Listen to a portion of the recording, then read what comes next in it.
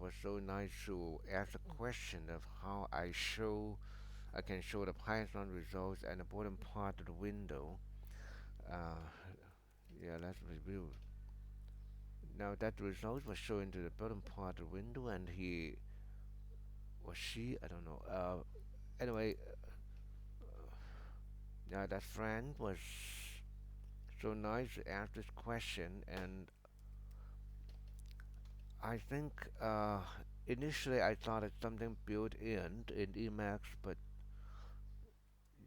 Emacs we have the so-called.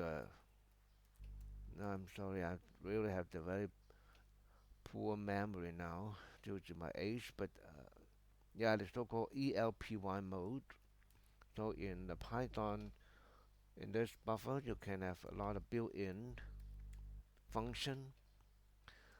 There may be a function that can run the program, but I don't know because I really Emacs is so huge that if you spend too much time on that, you are just like sharpening your weapon, sharpening the sword, but you cannot practice other things. So I make a balance that I would use Emacs and study whatever that really just sufficient for me to do. That's all. Then I can use it to edit other codes like Python or VBA or something or C programming, whatever.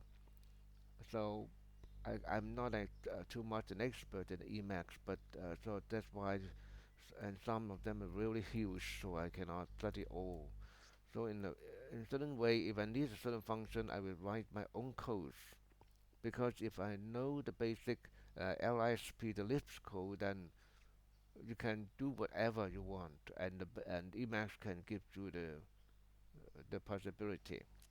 Now, when I run a program, I have a key binding uh, control exclamation mark because exclamation mark is something for running and easy for me to remember. So if I want to trace back what I had did in the past to make this function, I have to investigate, go to the code and search. Okay, now I found that it is binding to buffer. Then I can see. Oh, I've written such kind of code. Okay. The first line is the buffer file name, and it is a very powerful Emacs code. I can go back to this, and I can see the buffer file name. Then immediately gives you the full path of this Python code. Then I will determine what kind of shell program I'm going to use. At home, I'm using Linux, so the Python 3, but in the office, I use the Windows Python executive file exe, and then I save the buffer because I may have done something and it not I haven't saved it, so no good. So I have to save it first. Make sure that it's the latest version before I run it, and kill the async shell buffer because if I run it, you have the old results. Then I want to clear it first. Okay, so that makes sense. Okay. And then it's very simple, just the async shell command. Then I run the Python with that buffer, and that's it. So actually, this Lisp code is very simple. So I just run the code like this, Control C exclamation mark, and then I got the result and show it in the so-called async shell command buffer. And it is very useful because sometimes it can even copy the results from this buffer and back, and you can manipulate the data as well. This is very useful. Again, I'm a great promoter for Emacs. Maybe there's some advantage for other IDE. I don't know because I haven't tried them yet. Because I'm so used to Emacs and I use it for uh, more than a decade, so I think I will stick to it until I'm forced to change. But otherwise, I will strictly use Emacs for every kind of programming. I've learned Flutter before, and I also have written a lot of Flutter codes using Emacs. And now I'm learning Kiwi, and I also use Emacs code for that,